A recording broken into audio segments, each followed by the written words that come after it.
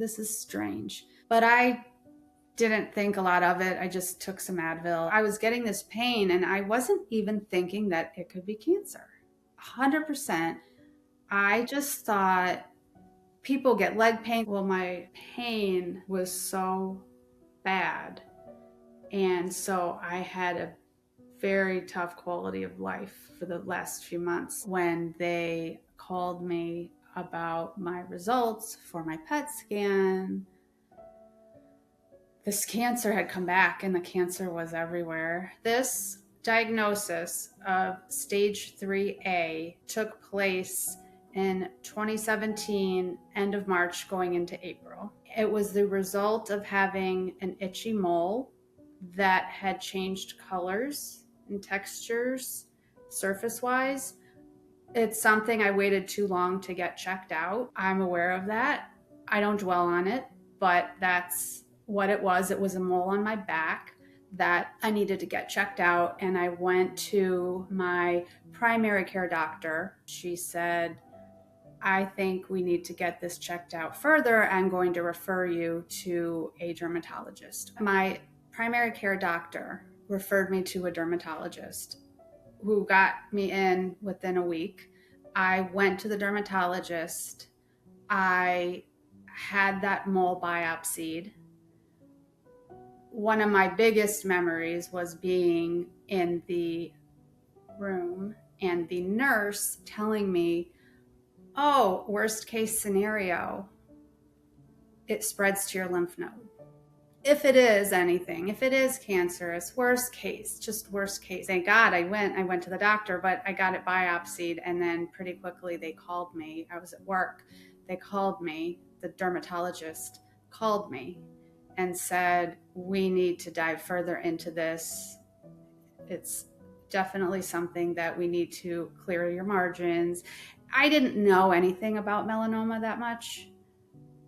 I really didn't. I was growing up knowing, like, be careful of the sun, but I really didn't think too much of it. Or I would have had gone sooner. But my dermatologist said, I want to refer you to an oncologist. I called my mom, and my mom said, okay, I'm going to talk to my husband, my stepdad, and they actually had someone, a family friend that worked at a hospital in Boston, and I was in Maine at Mass General Hospital, and I got referred to a surgical oncologist at Mass General Hospital. We said, yes, let's do it. We need to get the surgery. So within another week or so, I had surgery of the mole. I had 10 lymph nodes removed from my right armpit. I did have one lymph node that tested positive for melanoma. So that meant my mole on my back had melanoma and it spread to a lymph node. They did clear the margins, so everything was okay on my back. I had a different doctor in the room, and this doctor read the results and said that I had a lymph node that tested positive for melanoma and diagnosed me with stage 3A, and immediately went into survival rates and kind of strange things that you don't want to hear, because you just don't want to believe that you have any sort of cancer and that is the worst case. So I am thinking, okay, yes, worst case happened. And then there's next steps. Melanoma does tend to spread to the brain. Unfortunately, it spreads everywhere. So they needed to do PET scan, CT scan, brain MRI, and that was the next step. And we were in shock. You never get those moments before that back. You are never carefree again. You will always live with what if. So I couldn't go back to work for a few weeks after that. You're trying to get better. You're trying to be normal. And then at the same time, we're spending now days into weeks wondering about this cancer. I got scans done. Thankfully, it had not spread anywhere else. At the end of 2016, my mom had been diagnosed and treated for breast cancer. And she was coming off the heels of radiation when I had to tell her that I was going to the doctor to get my mole checked. She did great. She went through it and she's doing just fine. But at that time, because my mom had gone through what she went through with breast cancer, she did genetic testing. And then when I was positive for melanoma, that my care team brought it up to me at U of M and said, we would like to, we want to talk to you about this as an option. And I said, absolutely. And luckily, it was just the CHEK2 gene mutation. But at the same time, even with that, with the higher risk, they do present you with the same things of surgery and the medication, tamoxifen. They present you with all of these options as if you want to prevent it. And that was too much for me. I didn't take any of that on. I said, we will do MRIs, we'll do mammograms, I'll do all of that, but I don't want to take on any medication. I don't want to take on surgery. It will just already upset my fragile state. Well, when I was diagnosed with melanoma, my doctor suggested interferon, which at the time was still being used for treatment. That's what was brought up to me. I got a second opinion and I ended up getting my care at University of Michigan. And they felt that surveillance and regular blood draws, scans, ultrasounds, all of that stuff, they would just keep an eye on it. And so that way, if anything new popped up, they'd be ahead of the game and they'd see it beforehand. I was traveling every 6 months to Michigan and I was exhausting my PTO. I was having to deal with being out of work, with leave and getting approval, and that plus finances, that's a whole nother conversation. It's such a huge toll when you're trying to keep your life together and all of your time off and all of your brain capacity when you're not working is appointments, and did I pay that? And I still deal with that right now. I didn't want to act like I was sick because I wasn't sick. I didn't have the cancer, wasn't active. And melanoma is even now, but even 9 years ago, it's like a skin cancer. So people didn't understand.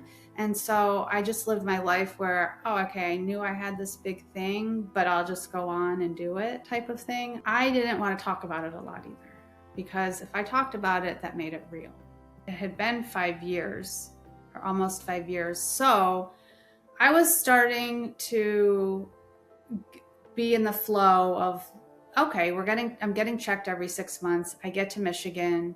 And I was in the flow. Justin was in the flow. Through this, we're very positive. I'm a very positive person. So we were ready to conquer the world and move to Florida. We had gone through a lot during COVID, and we decided to have fun and relax and just, life's been pretty challenging, and we're going to live near friends and family and really enjoy ourselves, which we did for a few months. We moved in the summer of 2021, and then January of 2022, I was stretching.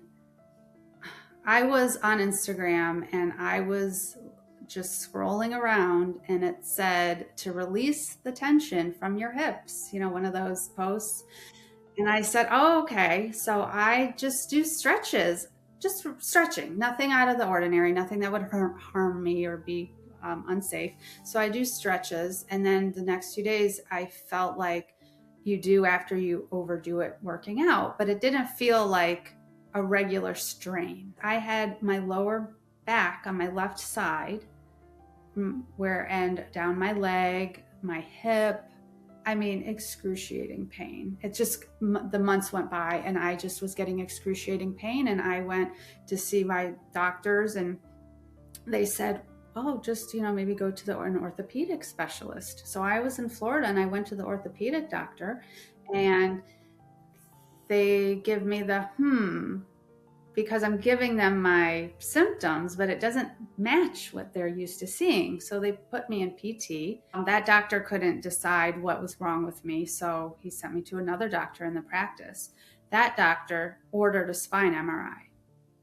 And that spine MRI showed a lot of what ifs or something's not right. I was pretty much laid out in pain every day. I can't explain the pain. It was really bad. And so I had the spine MRI done, thankfully. And then my oncology team in Michigan said, they read it and they said, we want you to come to Michigan for a PET scan. We prefer to do the PET scan because we want to read it. And so I said, okay, no problem. And our time in Florida was going to be cut short. Anyways, we were going to stay a year. We decided to stay a year and to move back to Maine. Got on a plane and came to Michigan to get a PET scan. And I never went home. I needed surgery to get support. I needed orthopedic hardware so that when they started doing the treatment, I wouldn't break my leg, that would help with the healing process.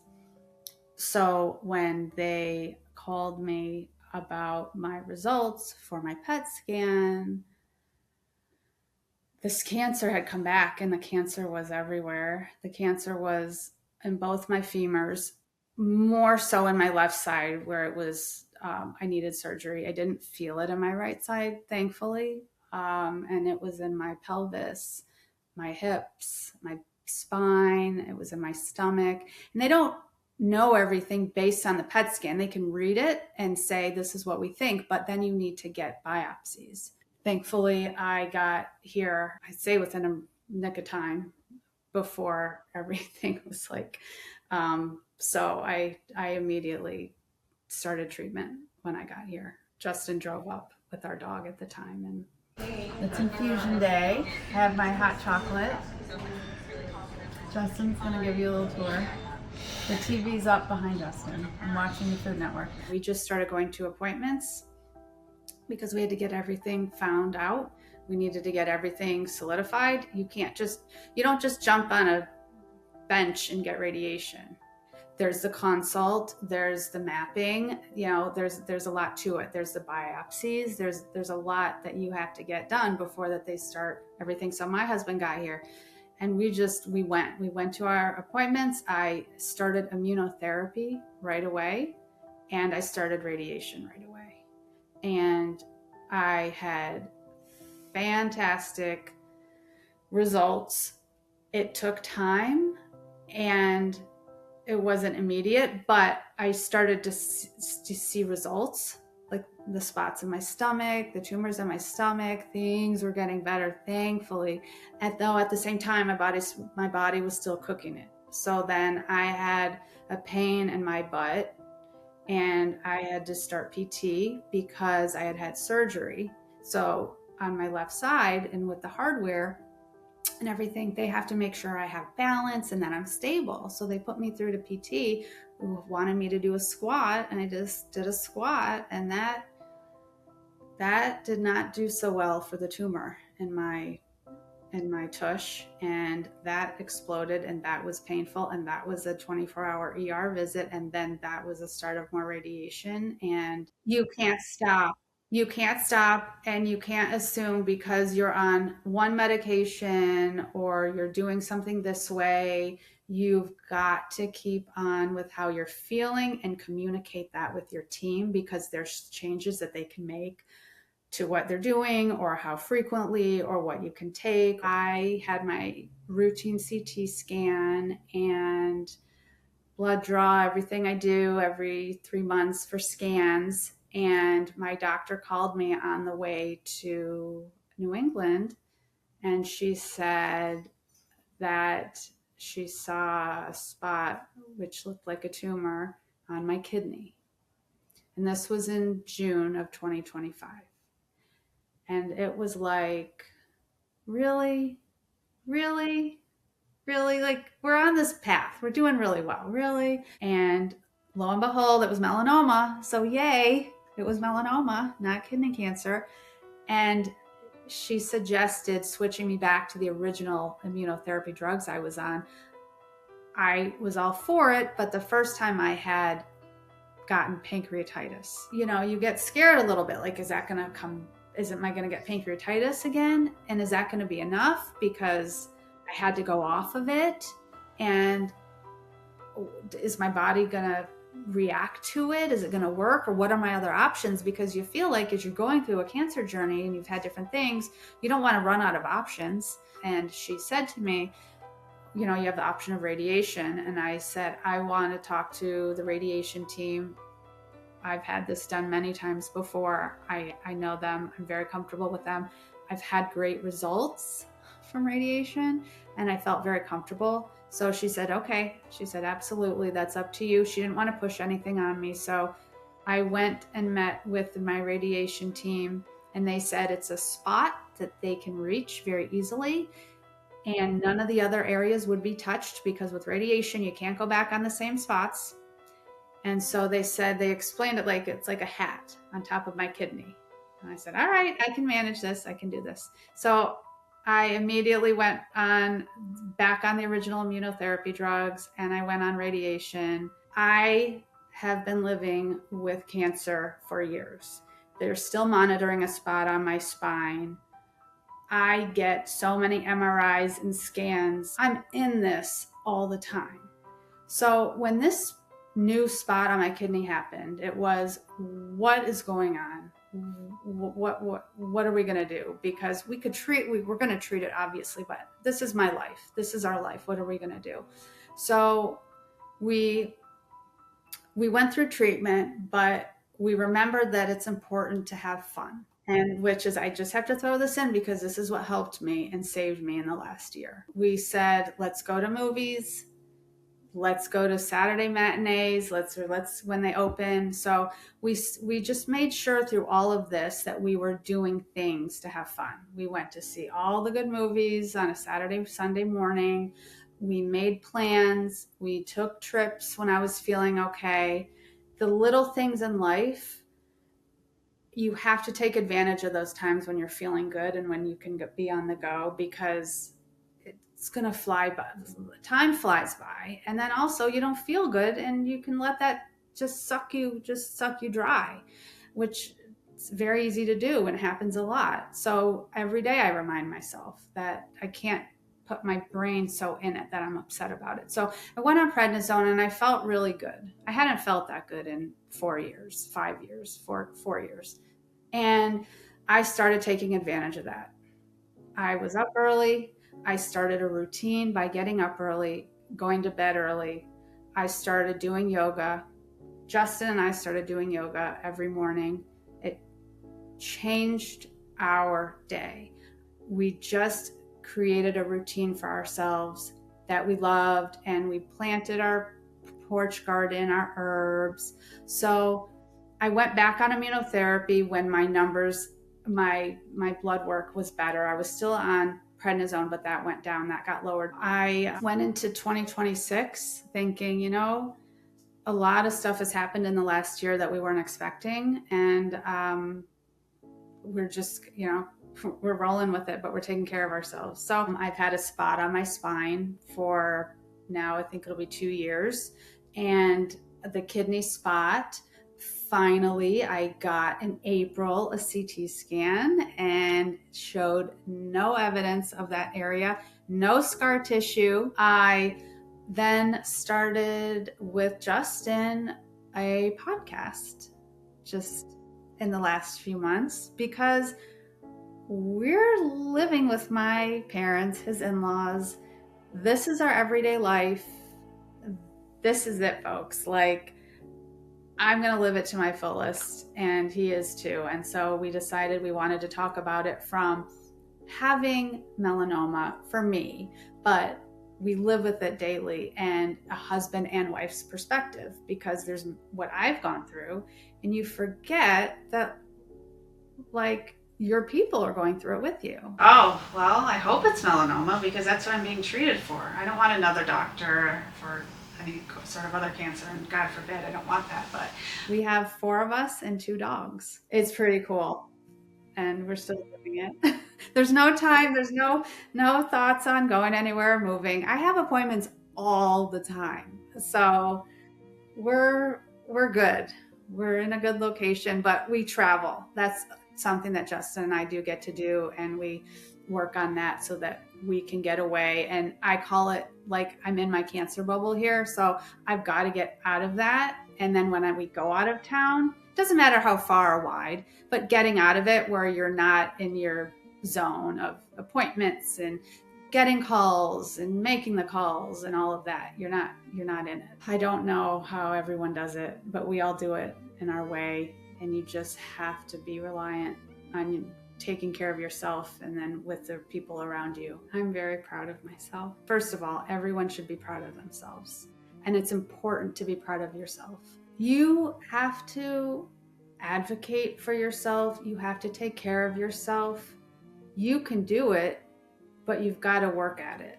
I unfortunately got this diagnosis and have been living with this, but I can't even now imagine a different life because it's been 9 years of my life. It's helped me become the woman that I am today.